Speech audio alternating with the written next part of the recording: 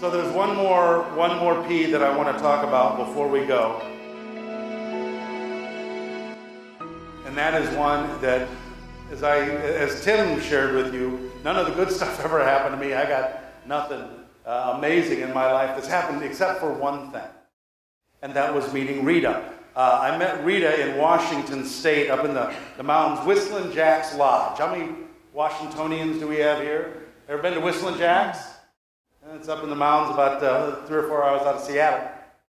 And so I was doing a day-long workshop for a corporate retreat up there, and I met Rita, one of the chief clinical officers, and I said to Rita after I shared my story, what's your story? And this is Rita's story, and I'll leave this with you. Rita said, well, 20 years ago I was in college, but I didn't really know what I wanted to do. So I was sitting on my bed one night in my dorm discussing life with my roommate, and Rita said, and I know this may sound shocking to you, but I was broke, a college student, I was broke, and she was complaining about her financial woes with her roommate, and her roommate said to her, why don't you come up and work where I work? At the care home. We're always hiring. See, we haven't changed that much in the last 40 years.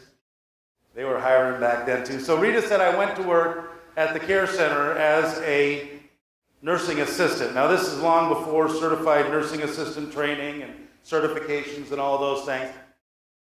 And Rita said she was assigned to an 8-bed ward. How many have ever worked in ward care? Nursing, acute or skilled nursing?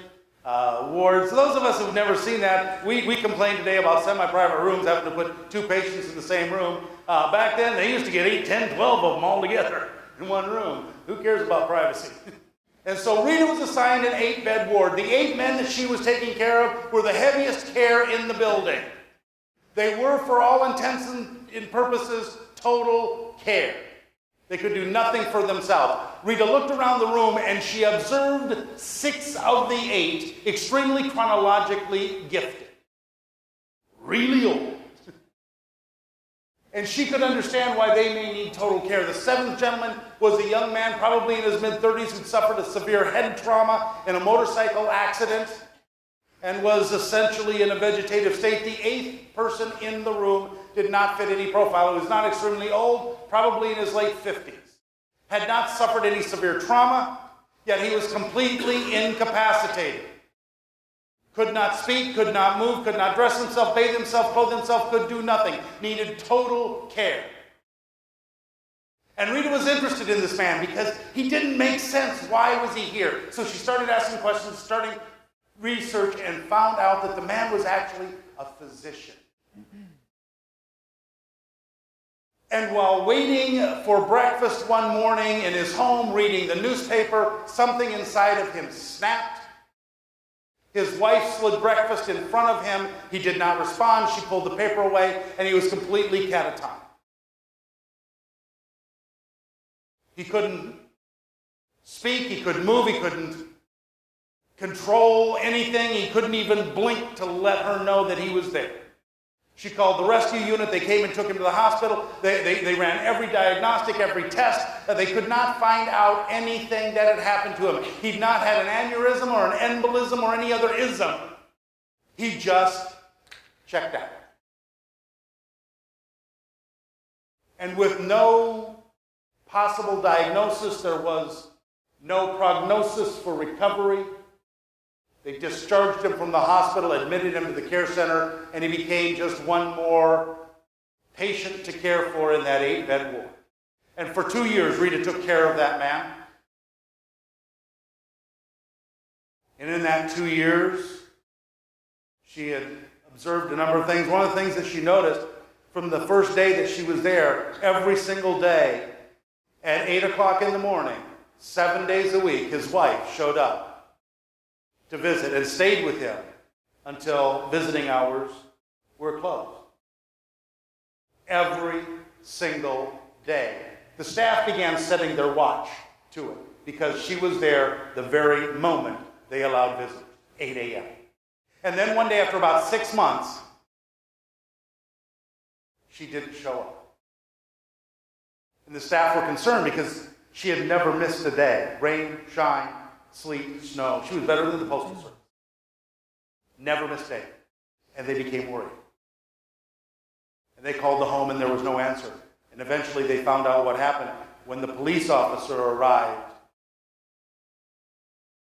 to notify the next of kin. You see, her husband, even in his incapacitated state, was still listed as the next of kin. That morning while driving to see her husband, she had a massive and fatal heart attack.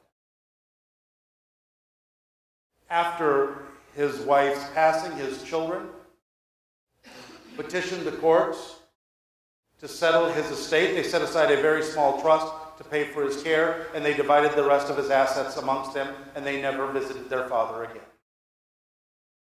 And then after 2 years, Rita went to work one morning, walked into her wardroom, and the doctor's bed was empty. Well, those of you who've ever worked in long-term care, when you walk into a resident room and the bed is empty, we know what that means, don't we? She was sad and she ran out to the nursing station and asked the chargers what happened. How did he die? I just saw him yesterday. He was fine. What happened? And the nurse, with a smile on her face, she said, oh, he didn't die. We just moved him down to the end of the hallway to a semi-private room. And Rita thought, why would you move a man who is completely incapacitated, totally unaware of his surroundings, couldn't even blink on command? Why would you move someone to a semi-private room? The care he received in the ward room was every bit as good. It's not like they took better care of the ones in single rooms. Why would you move him? And the nurse said, we'll go down and find out. So she walked down to the end of the hallway, walked to the semi-private room, knocked, walked in. And when she walked in, the doctor sat up in bed and said, good morning, Rita.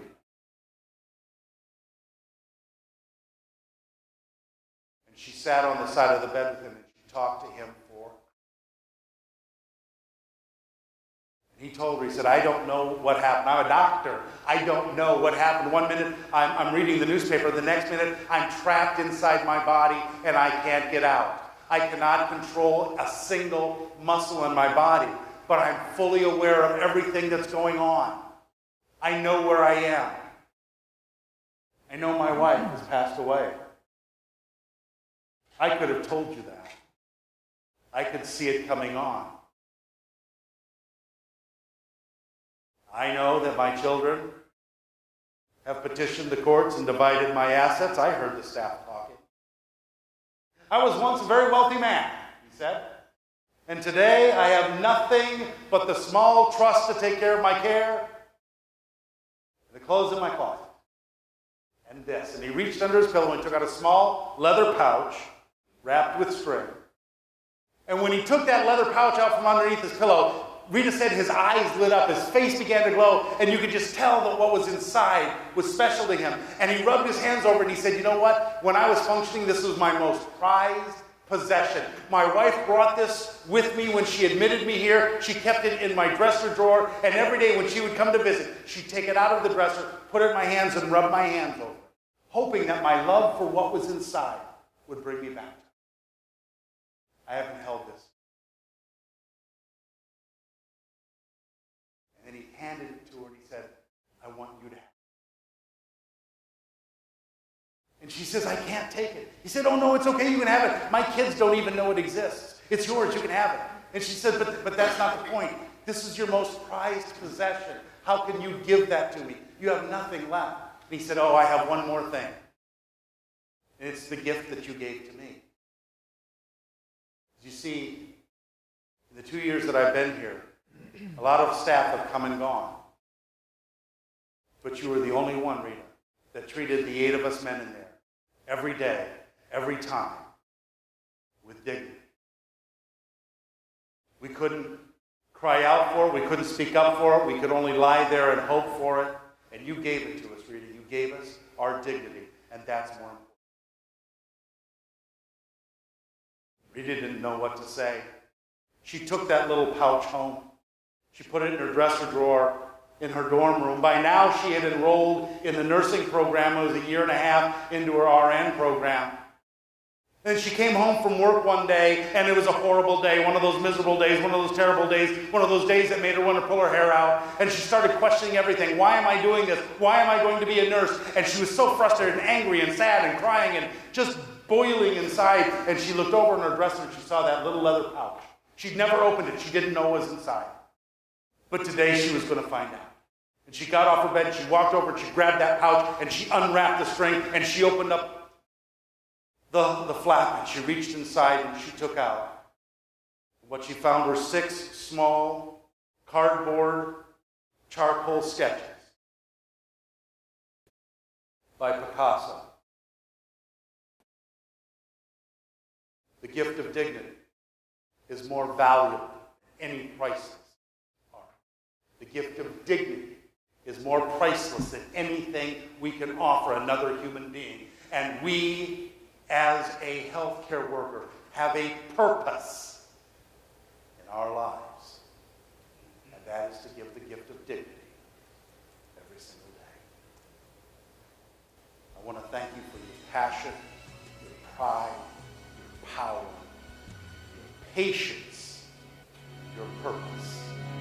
And my wish for you today is that you go